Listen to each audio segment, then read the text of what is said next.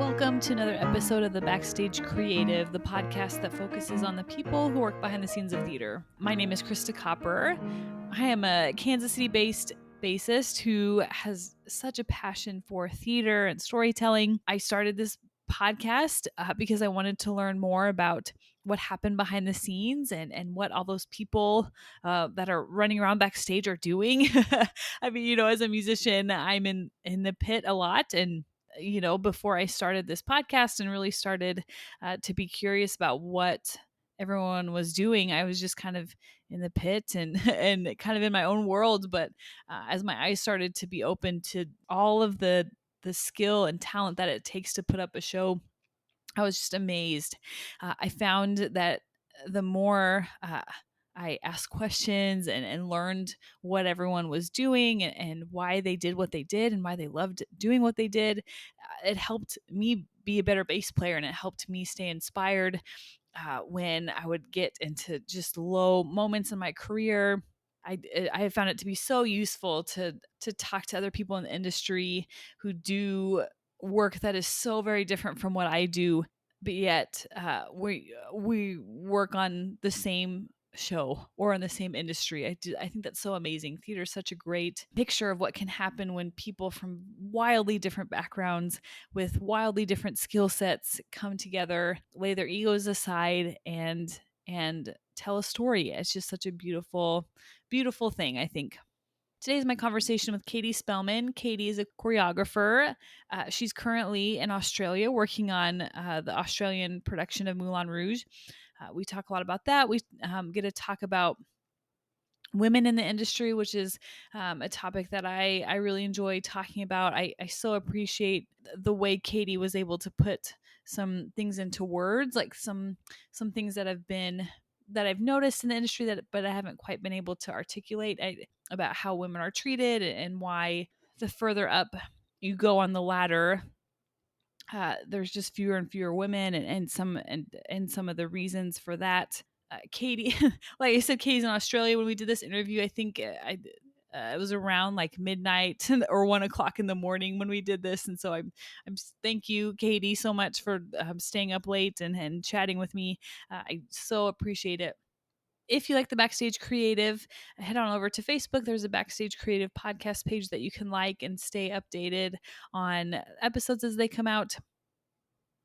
You can also subscribe in all the usual places, leave ratings, reviews, all that sort of thing. While you're at it, leave ratings and reviews for the other podcasts you listen to, because we all really like when you do that.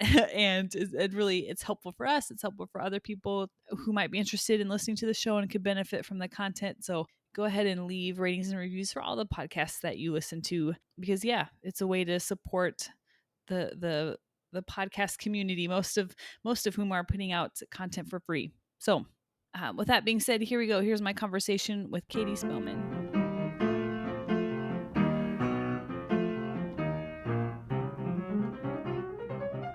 It's kind of funny because I got to feel both sides of it, or experience both sides of it rather.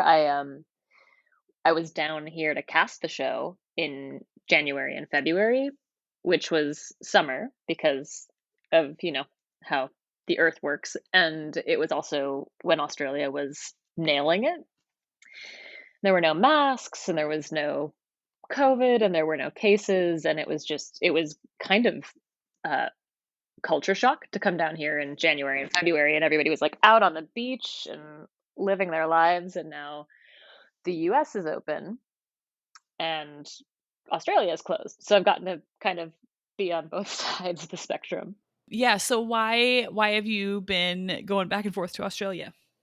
I am I'm the associate choreographer on the Australian production of Moulin Rouge. So I did the lab and Boston and Broadway productions of Moulin Rouge as one of two associate choreographers. And then I was the resident choreographer, and then the world shut down.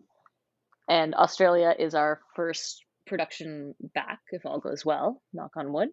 So I was down here to cast it in January and February, and now I'm here to help put it up. So how does that work if you're one of two associates and there's like a main choreographer? How does like how do you like duties get assigned? There are often two associate choreographers, which is, I feel like, not widely known, so it's kind of a fun thing to talk about. I think it depends production to production. I don't know if you got the chance to see Moulin Rouge before the apocalypse, but it is without a doubt just the largest show I've ever been a part of. It's just giant and a behemoth in every sense of the word. Set and lights and design and costume and particularly choreography. It's just a really, really dance heavy show. So there were two associate choreographers, myself and Mia Deweese, and then a dance captain and an assistant dance captain, and of course Sonia Toya, our choreographer. So it was a pretty big team, and even with that, it was a lift. So the way that our duties kind of split, Mia Deweese is one of the most extraordinary dancers on the planet. Her gift is just unparalleled, and she's been dancing for Sonia for many, many years. So, in a sense, Mia was kind of the keeper of the vocabulary, if that makes sense. And a lot of the movement was built on her body specifically and then shown to the dancers in the company. And Mia was kind of our lighthouse of this is what it's supposed to look like, this is how it's supposed to feel. And then I was kind of the sounding board and keeper of structure in terms of how we move people around the stage and how we build each number, because we had a lot of freedom at the beginning in terms of what dance breaks would look like and what kind of songs we were using, because it's a jukebox musical. So we were kind of like, oh, what if we used Britney here? Or what if we used Bowie here? And so I got to kind of be Sonia's sounding board for those things and be like, yeah, that sounds amazing. And here's how that could tie into this thing. So that was the pro part of my job as an associate. And then the con part is that Sonia and I would joke a lot about this, that I was the dream killer. So I was the person who told her when things couldn't happen. And she would just scream dream killer at me across the room. But it was my job to be like, that is awesome. Those three people are in a quick change. They can't be here. You can't stand there. It's moving. It was kind of my job to keep track of all of the stuff that happens off stage and how it influences the on stage. We kind of just naturally fell to those duties, Mia and I, because I am no longer a professional dancer. Those years are behind me. If you could see me now, I'm taking a drag of my fake cigarette.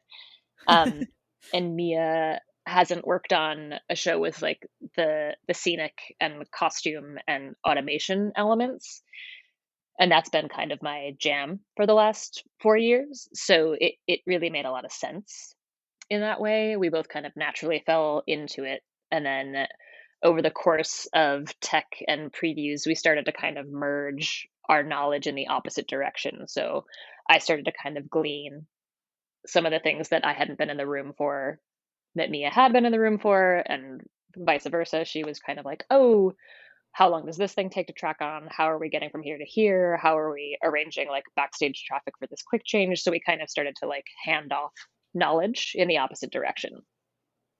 Yeah, that's awesome that it seems like your skills kind of complement each other. I don't, maybe that's not always the case when there's multiple choreographers on a team, but We were so lucky. And personality wise, we merged really well too, which was, of course, not always the case when there's a team of this size. But, we were super set up for success. Sonia is brilliant and amazing and wildly collaborative in a way that not a lot of choreographers of that um, stature are. She's really generous. She's really open. She's the most free, I would say, of a lot of the choreographers I've worked with. She's the most willing to scrap something and start over again, which is really a very unique skill.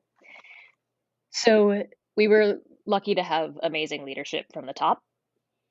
It was also very specifically and very deliberately a female team, which was really exciting. I've never been on an all female choreography team until this show. It's a pretty male driven part of the industry and male dominated part of the industry. So even when I've been an associate on other Broadway shows, either my boss was a man or my counterpart was a man, or I was one of very few women in the room. So it was really exciting to, from the get go, have a boss who was determined to increase female representation in the room. It was really, really wonderful. So I'd say between being a brilliant choreographer and being an amazing collaborator and being a generous artist and being a female forward, very, very aggressively feminist agenda, it became a really easy space to kind of merge and grow in. It felt very safe and very supported. That's amazing. I love to hear that.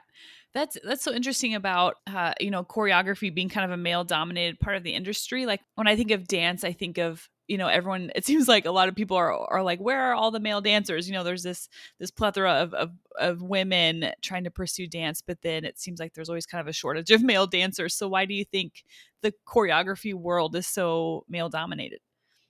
That's an interesting question. I unfortunately think that the answer lies in the patriarchal nature of American society, I would say. You'll find female choreographers are far more prevalent in Europe and in Australia, where I am now. I haven't really worked in Asia at all, so I can't speak to that. But I also know Canada has a lot of female choreographers, as does South America. So I think it's tied to be perfectly honest, this idea that women aren't capable of leading, which I think is very woven into the fabric of America in a very specific way. And I think it's one of the ways that we're still very, very backwards here. I also think Pam McKinnon said something really interesting in an interview a couple of years ago, and I've never quite been able to shake it. They were asking a similar question of why are there so few female directors on Broadway, because she was the only female director that year. And I and she said, ultimately I think it comes down to the idea that women can't be trusted with money. Hmm. And I thought that was fascinating. And I find elements of that kind of popping up in processes as I move deeper and deeper into my career. And I think that it's true for what you're asking about. I think it's part of it. I think there's something about, oh, a woman can't possibly control a room or a process, and ultimately, especially in this country, specifically in this country, art is tied to profit, Mm-hmm. and there's something in the water in our social fabric that is suspicious of women and their ability to handle money, manage money. Yeah, that's something I think about a lot. And then, the rest of sexism also comes into play with being a very male led industry, mostly male producers. Inherently, men tend to hire more men, and that keeps going down and down and down the ladder. And ultimately, you wind up in the position where we're in right now, where I would say there are probably about three, maybe four prominent female choreographers on Broadway, and then just a, a deep well of associate choreographers that are women. So I'd say we're on our way to fixing the problem, but we're at the beginning of the story as opposed to the middle where I think a lot of people think we are. Mm. Yeah, that's really insightful. Yeah, I think that quote is going to be sticking with me too now that you said it.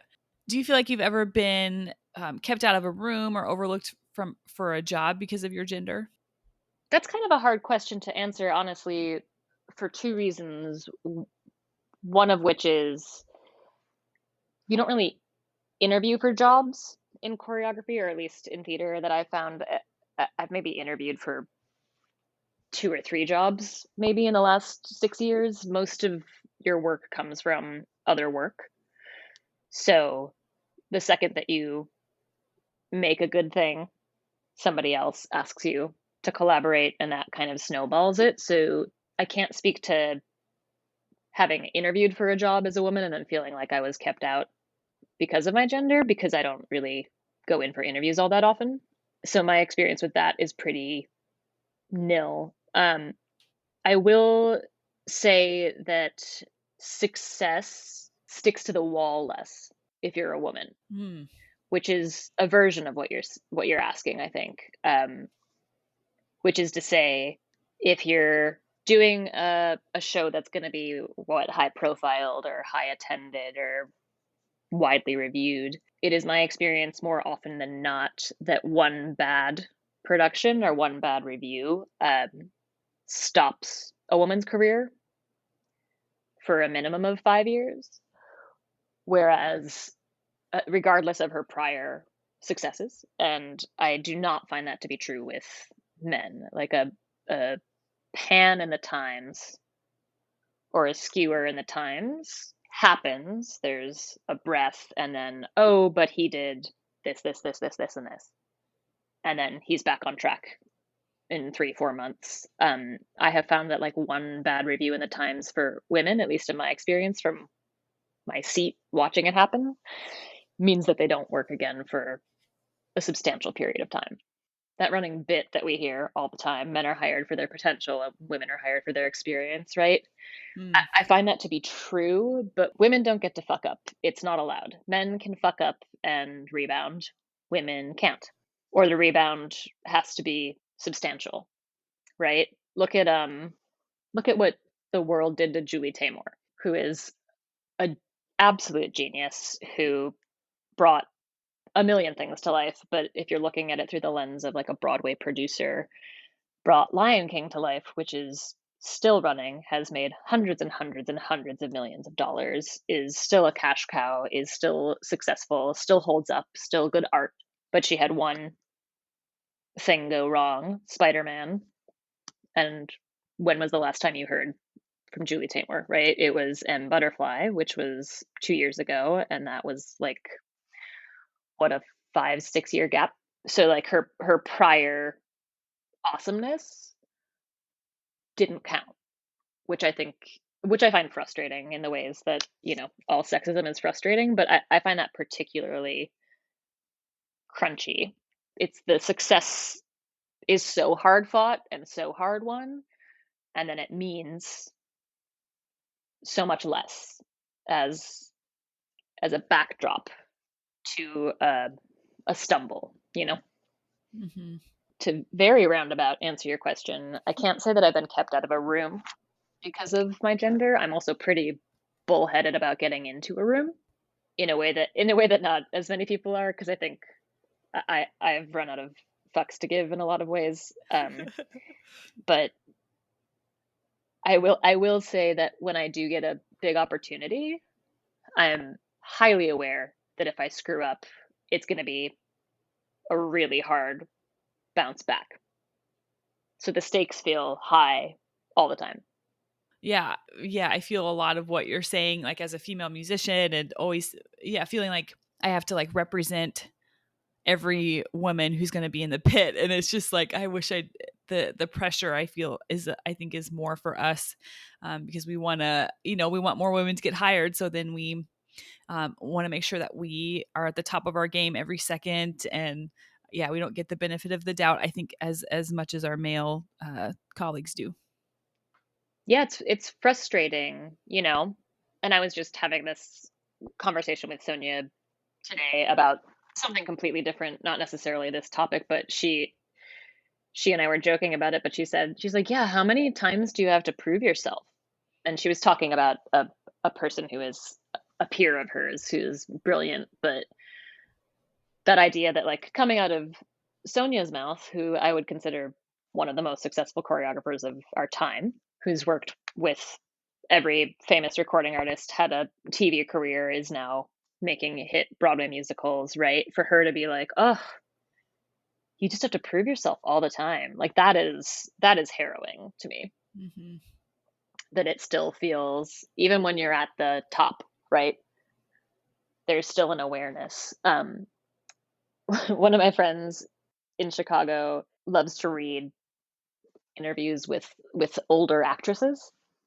She has like a loose amateur interest, whatever you would say. She just likes to read Q&As with, Judi Dench and Helen Mirren and Kate Winslet, and I'm blanking on her name, but it's the woman who plays Nurse Jackie in Nurse Jackie. Edie Falco gave some interview. The question was to the tune of like, "Oh, you're driving down Sunset Boulevard, and like, what do you think on a normal drive?"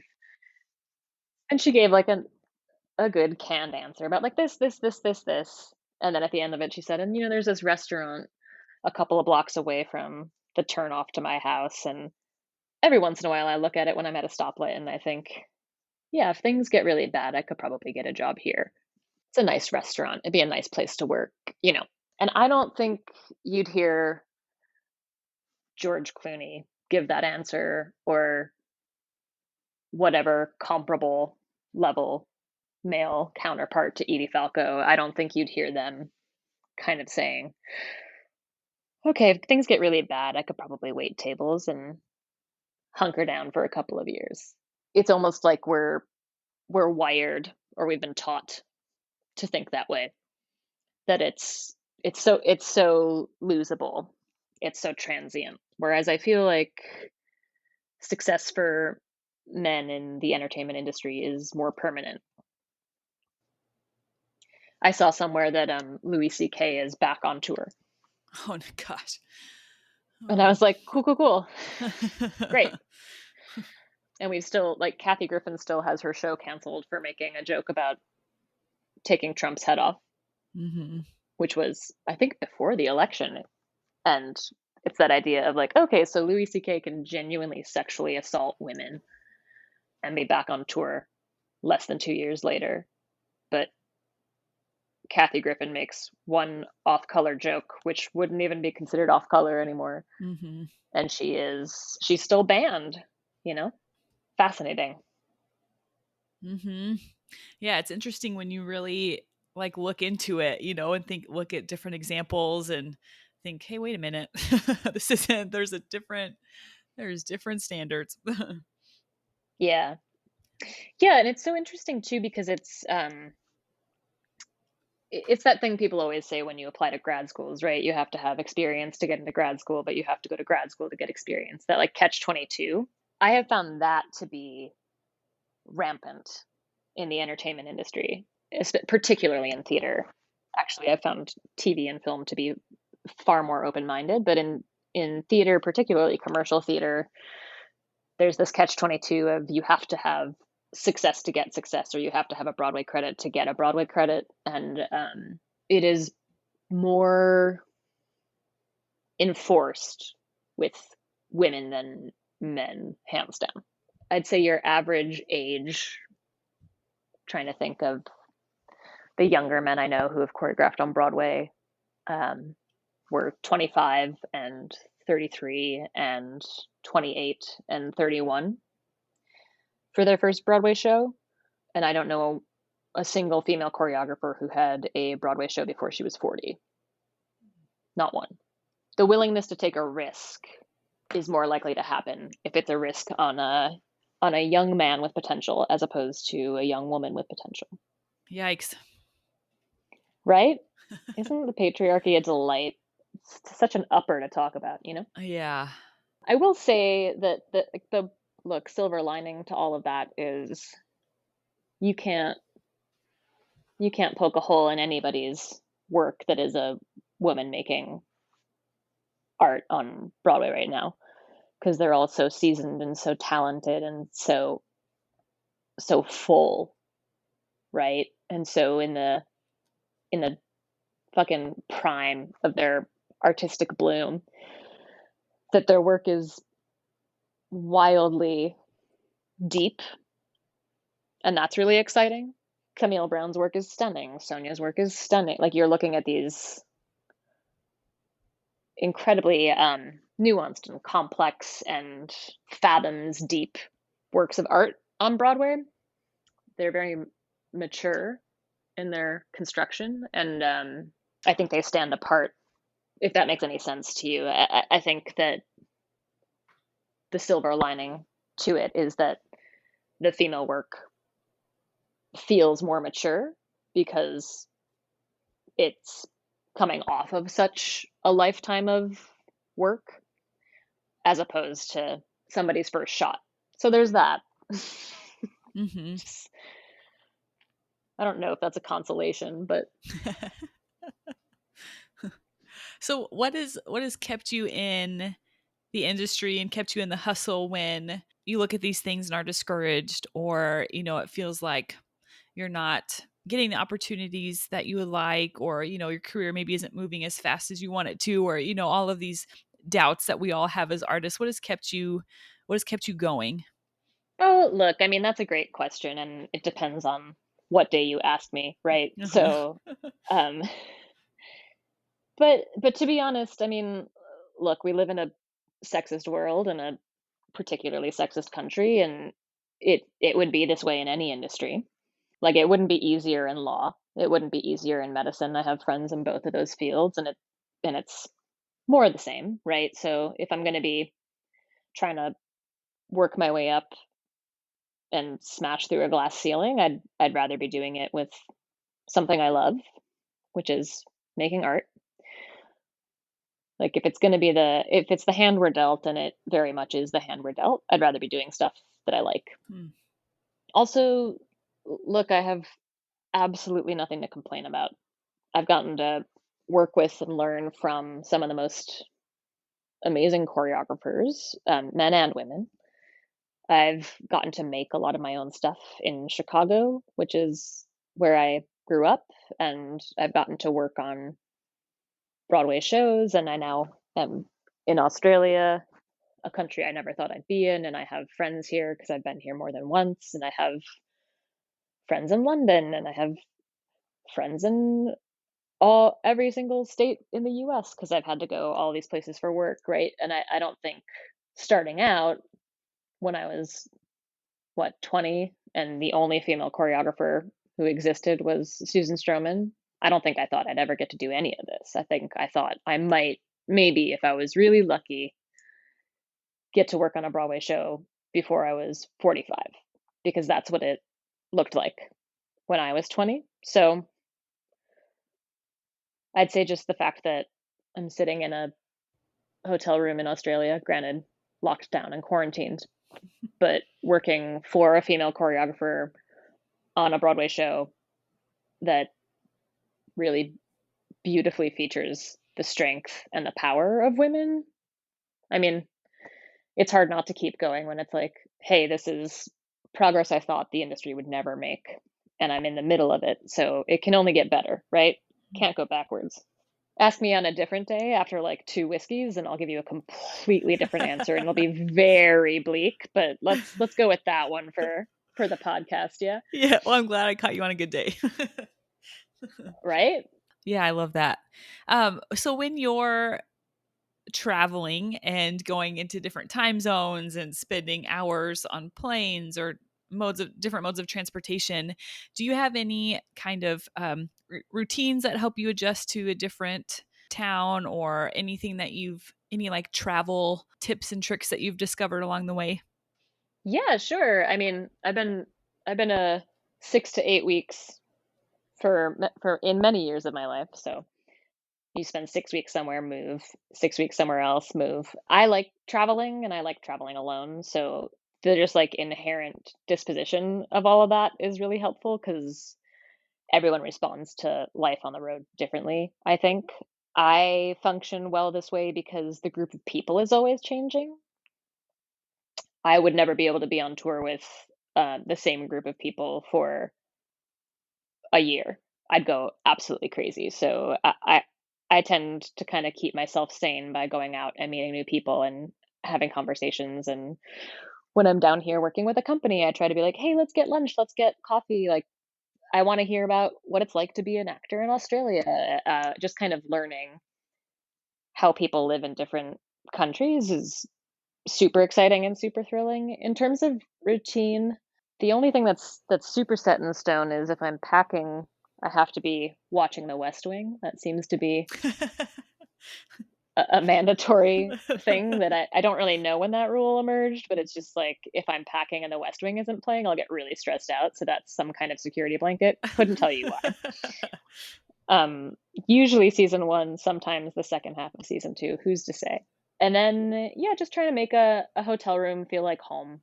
I have my list of like, oh, I need these spices in my kitchen, and I need this in my fridge, and I have to get a candle because hotel rooms all smell the same. I have to like put away all of the things that show that I live in like a corporate building. So all the things that are like on your desk when you get into a hotel room or like on the table or on the bathroom mirror, I have to like put all of those away. So it just feels like a place that I live in instead of like a very sterile holding cell. I like to read on planes. I got a Kindle, which was the best investment ever. My first time in Australia was my first job away from Chicago. One of my best friends was a tour guide at the time for Backroads. I don't know if you know that company. They do like bouge tours for rich people. They like plan like a week in the mountains of Germany, and they like lead you on bike trips and plan your whole stay. Anyway, she worked for them for a long time. She's fluent in French. And I panicked my first 3 days in Australia, and I was like, I don't know anybody. I'm the youngest person by 15 years on the creative team. I don't know anybody in the company. I've never been to Australia. I can't talk to anybody on the other side of the planet. How do you do this? And she just said, if I was there, we've known each other since we were 14. She's like, what would you do? And I was like, well, I saw this bar on my way home. I'd probably go there. There's this burlesque competition at the theater on my walk to work. We'd maybe buy tickets. And she's like, great, go do all of that. But just do it alone. Take yourself on a date. And then when people talk to you, respond. Which sounds condescending when I say it, but she managed to do it in a very nice way. And she was totally right. Like you just have to go be a person in another city and be open to human interaction, and then it's crazy the people you meet. Whenever I get out of this hotel room, whenever I'm allowed out by the government, I'm gonna go have dinner with a friend I met here in 2015 who I've stayed in touch with, and you just kind of wind up making friends, and they'll take you to, oh, you're in Australia and we're buds. You haven't been to an AFL game, which is their sport down here, which is like a combination of lacrosse, soccer, rugby, and football, and with none of the protective equipment of any of those sports. It's absolutely wild. But they're like, oh, you have to go to an AFL game. You're in Australia, and it's like, great, you know. Oh, you have to come to the wildlife refuge at the Taronga Zoo. Absolutely. Like it's just kind of become a very big yes person is kind of the mode that I travel in a way that I think I could benefit from when I'm home. Try a bit more of a hermit when I'm in New York, but when I'm away, that becomes the MO, and I think that's the routine is just yes and anything outside the rehearsal room. That's great. How do you think growing up in Chicago has influenced the work that you do? Probably, I mean, quite a bit, right? Your roots are everything. I'd say in two specific ways. One would be kind of growing up in the Midwest and what that is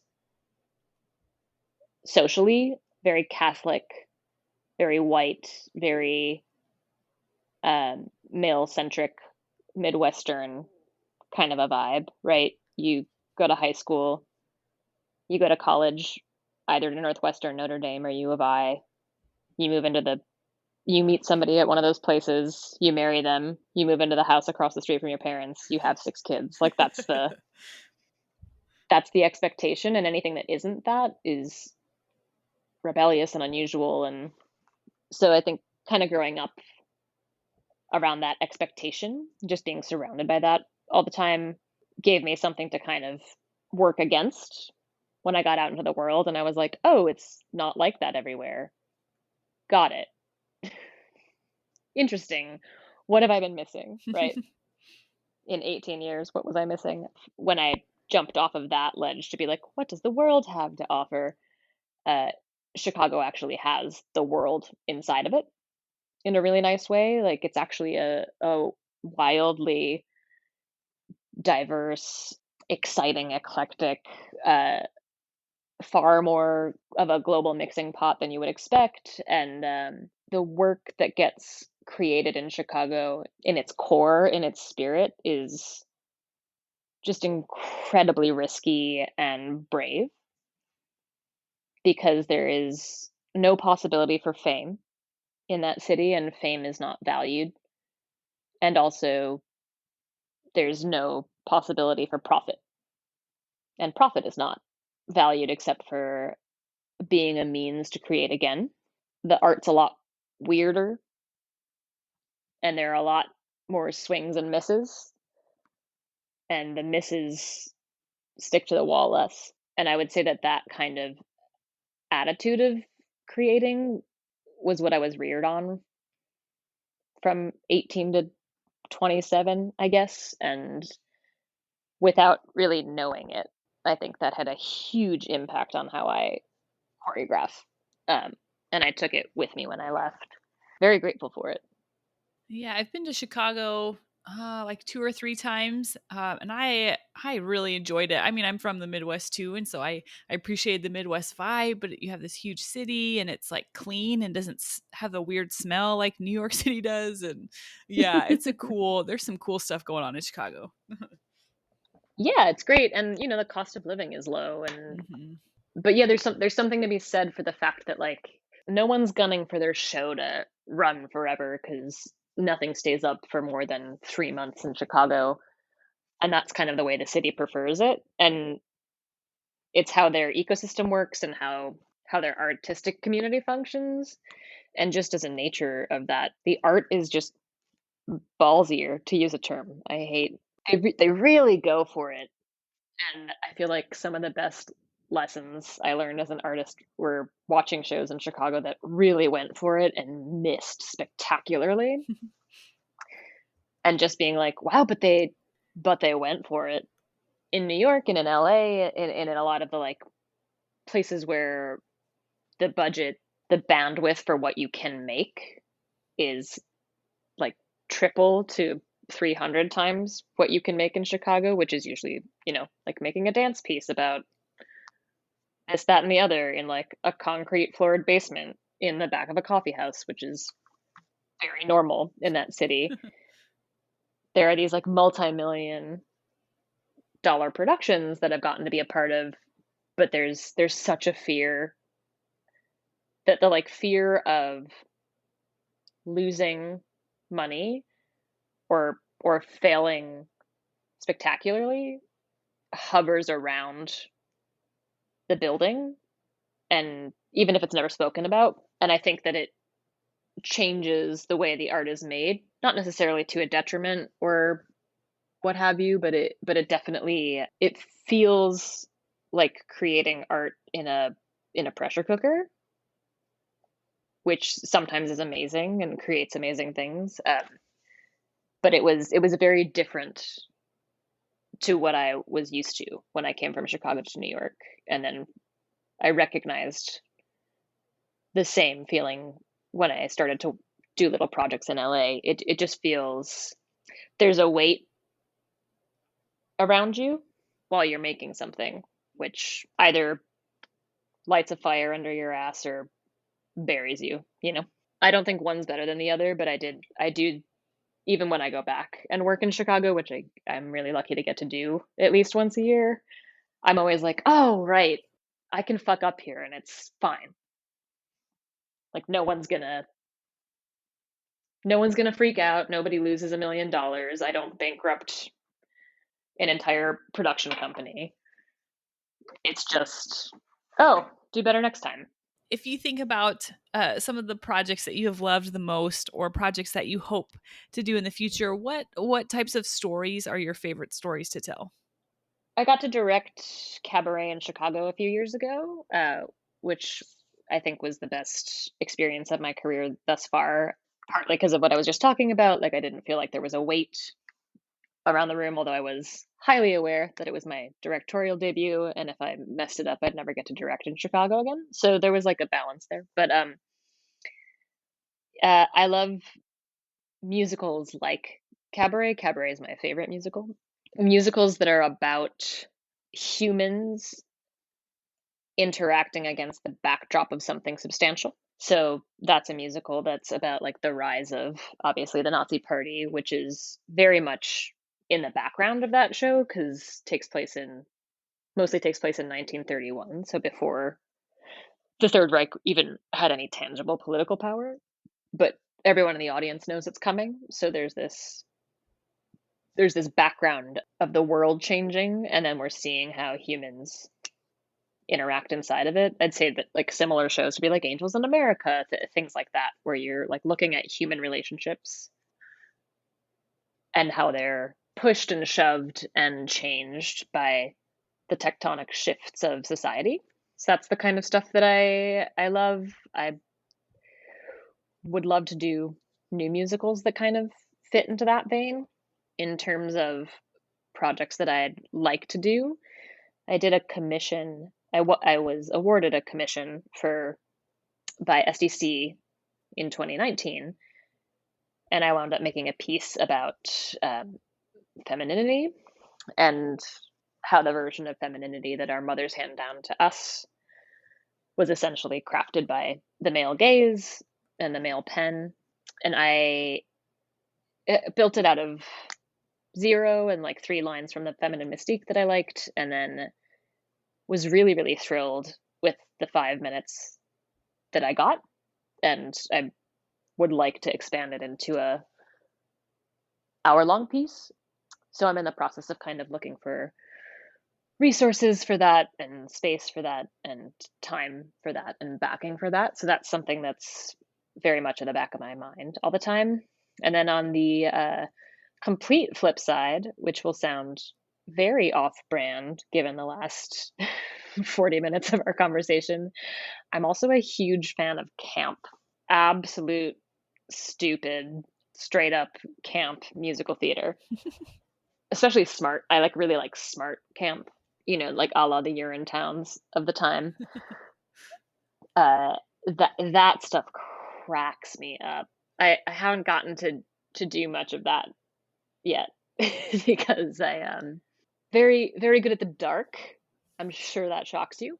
Uh, good at the dark and the weird. But forever ago, and I don't know how old you are, so I don't know if this is a dangerous thing to drop, but I did a ton of work for Star Kid when I lived in That's Chicago. awesome. Do you know them at all? Yeah, so I'm 30, so yeah, of course. So they're around your time. They were based in Chicago for a really long time, and Mhm. I was good friends with a couple of them, and I had a absolute blast making their stuff because they were just like, okay, what was the one that we did? It was a Star Wars one. I was like, spoiler alert, this has changed since the pandemic, but I was like, I haven't actually seen Star Wars. And they were like, great, don't. I was like, okay. And they were like, come in and choreograph like somebody who's never seen Star Wars. And I was like, that's not going to be a problem. And it was like where I took the term stupid with me, which I consider a compliment. Like, that is so fucking stupid. So our our goal when we made those things was to just see how dumb we could make it, and it was, oh gosh, it was an absolute blast. I loved doing stuff like that. I don't know, I understand that it seems opposite to everything that I do, but for some reason it feels deeply connected. So I'm a huge fan of like how dumb can it get. I think you need both, right? Like I think theater and art should there is a times for it to be like serious and tell deep stories, but I think it can also just be a diversion and just silly and make you laugh. Like I there's we need it all. Yeah, and it's also like you can't keep making the same thing over and over again. Mhm. It's part of why I like to meet new people so much is because it's like every new person you meet shifts your perspective just a touch on something.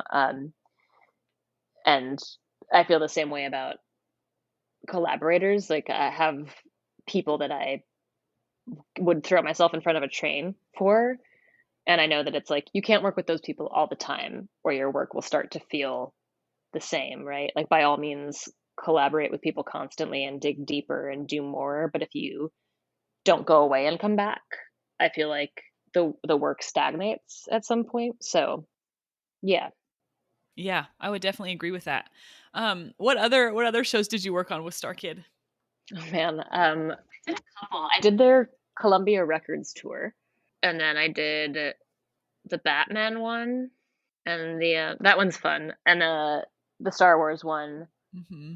and I feel like I like helped on something, but didn't do the next one, because it was right when I came down here for the first time to work. But I did those three. The Batman one is a blast. It's very silly. And the tour was a lot of fun as well because I got to kind of like dig. They were like, "Hey, we're gonna do all this stuff from the Harry Potter musical," and I was like, "What's that?" Because I hadn't wasn't a particularly uh, hip to the cultures of the time, so I had to like go dig back through all their stuff and then kind of pull through their choreography that they made up and make it like Columbia Records presentable, which was really fun. And they're just good people. They're really good people. So they're fun to work with. But yeah, those I think those are the three. And it panicked me off of Twitter because the the Star Kid fans are many. Um, and I think it was after Batman came out, and some group tweeted at me like a picture or a video of them doing the choreography from a number in front of the Eiffel Tower, like as like a flash mob. And I was like, huh. And I was like so flattered and it was so amazing, and then I was just kind of like, cool, I don't have the capacity for this Uh-huh. right now. And I was like, I went off the social meds for a while. They're amazing with fandoms and such, and I was like, ooh yeah, I'm not good at this, so I'm gonna check out, but you guys are awesome and I will choreograph for you whenever you want, but I don't think I can handle attention like that. Mhm. Um, yeah, oh, I love that you know them. They're fun.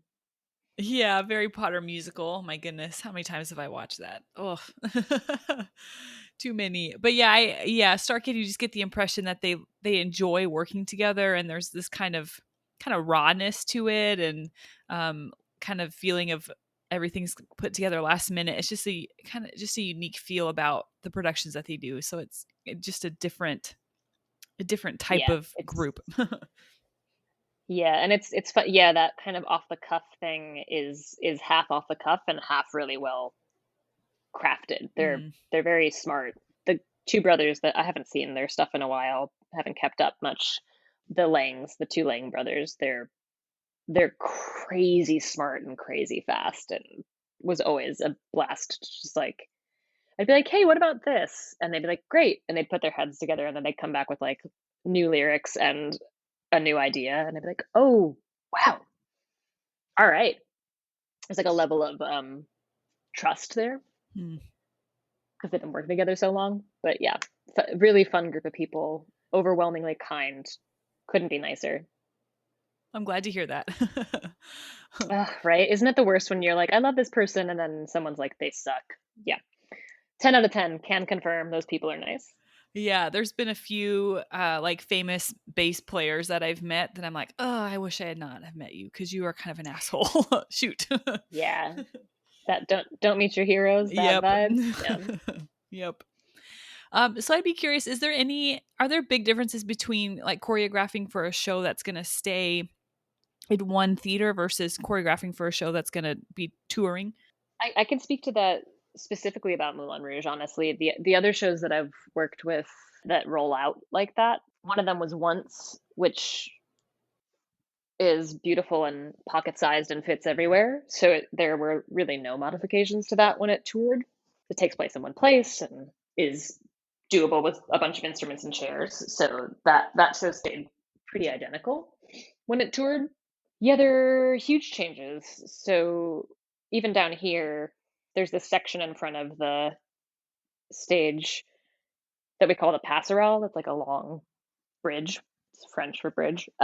It's a certain length in New York, and it's like a foot longer on each side down here, and you'd be like floored at what that changes.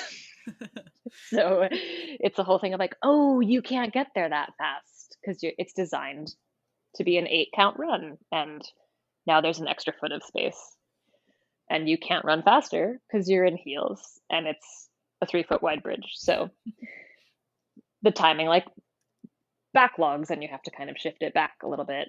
With a show like Moulin Rouge that has a set that's as epic as it is, a lot of the modifications become like a scenic design change and how that influences all the other staging. A big thing you'll see, although actually Hamilton tours with its turntable, so Hamilton doesn't do this, but most automation doesn't tour because it's really expensive and it's really time consuming to load in from city to city. So in Moulin Rouge, we have these like platforms that lift up out of the deck, and we use them for a lot of stuff in Act Two. Those won't be there on our tour. They come in from the sides, and because our Australian production is moving from Melbourne to Sydney halfway through, we're like prototyping it down here. So we're in the midst of kind of figuring out like, oh, if those can't rise up from the deck at the end of Bad Romance, then can they track on? When can that happen? How does that change what's happening choreographically downstage? Great. How long did they take to track on? 7 seconds. Cool. How long did the stairs take to come out? 3 seconds. So it becomes this really interesting exercise of like diagnosing how to change the choreography to help it suit the new scenic element without losing the heart and soul of Sonia's work. Yeah, it becomes math, which is sometimes fun and sometimes you're like, oh, I'm gonna miss that. But it's a lot of zhuzhing around what is possible to move around the country, if that makes sense. Mm-hmm. Because the benefit of being a show that sits down in New York is that you're sitting down in New York, right? You don't have to move the set anywhere. You don't have to move the people anywhere. You don't have to move the crew anywhere. So everything becomes cost as soon as you take it out of the state. It very much functions like a business more and more as you start to move it around because it's just about the actual cost of labor and the amount of humans it takes to make something happen and figuring out places to make it affordable so that the show can go so that the tickets aren't $800, right? So it weirdly becomes a financial little bit game of finance as it goes out. And believe you me, I never thought I'd talk about numbers as much as I do, given how horrible I am at math. And the businessmen in my family would only second that. They'd be like, "Ooh, you're talking budget cuts." So yeah, it's been interesting, and Moulin Rouge is giant, so there's a lot to pare down. Yeah, it's fascinating, like what little teeny tiny things change. The silliest thing that has caused the most drama down in Australia is that in the Hirschfeld on Broadway, there's a door to get backstage from house right or stage left, and there isn't one on stage right. So there are all these entrances and exits that happen and quick changes that happen where people can just skirt around backstage left from the house. In Australia, it's reversed. So there's a door on stage right, but not on stage left. And because the show was built in the Hirschfeld, it was like, I think it was a 6 hour meeting to, to figure out how to do the show with the door on the other side of the stage because it becomes this hilarious game of dominoes of like, oh, well, that person won't have time to get there, and okay, then I guess we can use this person, but then this person isn't available for this next entrance where they're coming on from the other side of the stage. So it becomes kind of like Tetris. And our amazing associates down in Australia, we were like, hey, tomorrow morning, could you get to the theater and run from the back of the house to backstage left and time it just so we know how many seconds it takes you to get from the lobby to a quick change because we know how long the quick change is and then we can add. You would think like, oh, the door's on the other side and great, there'll be a couple of adjustments. It was full tilt mayhem in a way that just kept cracking myself and the associate director up where we're like, ooh, great. And we had victory upon victory until we got to there's an encore in our show. And there was just one thing that there was just no solution for. And so we just literally had to put the actor on the other side of the stage and flip all of the choreography to face stage right. It's this like call and answer section in the encore where Ziedler yells things. He's like, oh, because you can. And then the cast says, because you can. And they do that for a while. He's on stage left on Broadway, and he's on stage right here because there's just no other way to get him there. And we had to like reverse all of the choreography to move that way, and all of our brains short circuited to basically just something that you've been programmed and have been teaching for 3 years all of a sudden turns the other way, and it's like a whole mind fuck. So Who would have thought? you never think, it's just a fucking door in these theaters that were built in the 1900s before the first war, and you're like, you couldn't have put it on both sides, like it never would have occurred to you. Okay, great. That's funny. Awesome. Okay, this has been such a good conversation, and as you said, it's after midnight there, so I want to let you get to bed. I like to ask everyone one final question, so my final question is, what are you excited about right now? I think I'm excited about the changes that are coming. I don't know that they'll happen imminently, but I do feel like this last year where everybody had to kind of sit and look at the wall and think about their life choices, I do think that a lot of awareness around a lot of things that are wrong with our industry kind of cracked open. And I've seen some of the attempt to kind of reckon with that firsthand. Moulin Rouge has done a lot of work with like EDI and kind of like using one person as an intermediary to have conversations with other people. Yeah, a lot of like mediation between, okay, there's this thing that's happening. Let's figure out like a calm way to explain it to this other person, right? And I know a lot of companies have been doing that kind of show to show. I feel like it's going to have a huge ripple effect on the industry over the next decade. I don't think it's going to happen right now, but I think the fact that like everybody's had to kind of sit and stare at each other and talk about a lot of the stuff that we never talk about is going to change the way we make things. And I'm excited to see what form that takes and what it looks like. Because I don't have any idea how it's going to manifest, but I think a seed has been planted in the back of a lot of people's minds. And on both sides of the table, right? Directors, choreographers, general managers, producers, actors, crew, stage management, musicians, music director. Like, I think because everybody's been in on the conversation, and now the playing field is equally informed, if not equal, I think it's going to be really exciting to see what happens with that, to see how the industry heals itself from the inside slowly.